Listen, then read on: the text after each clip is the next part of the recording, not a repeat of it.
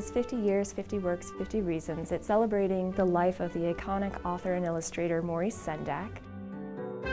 2013 was the 50th anniversary of the publication of his iconic book, Where the Wild Things Are. Half of the exhibit is at the Dover Public Library, and the other half is at the Biggs Museum of American Art.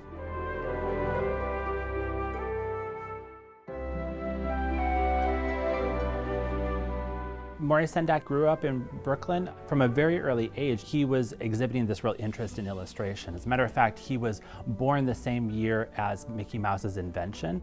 It's said that his interest in illustration happened because he saw Fantasia. He either illustrated or illustrated and authored over 100 books over his career.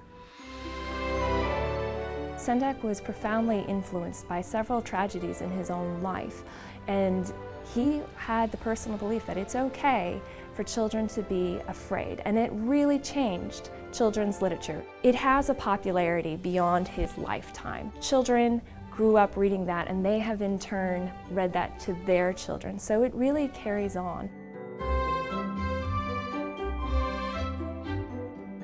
There seems to be a relevance in Maurice Sendak's work that exists not only in the 1960s when he really came out on the scene, but then it's still in the 1970s. It's picked up again in the 1980s. His work was adapted for a musical, Really Rosie, with Carole King. On top of that, even within the last couple of years, Spike Jonze made the feature-length film of Where the Wild Things Are. So now you're talking about like 3 and almost 4 generations that have been loving him and just sort of admiring him and passing him down generation after generation.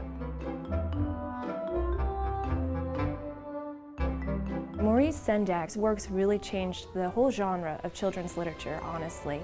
And so bringing it into the library really just emphasizes that, and really is another way for us to teach the public about Maurice Sendak. People just don't even realize how much they know about Maurice Sendak until they're here in the middle of the exhibition, and all of a sudden they realize they've read half a dozen books to their kids and not even really realize that all of a sudden their life has been permeated by this one central literary figure.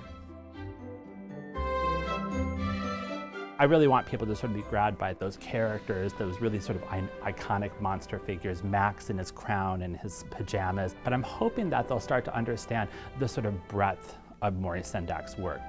In terms of sort of American literary figures, especially in children's work, but literature in general, he's a major figure of the 20th, now 21st century.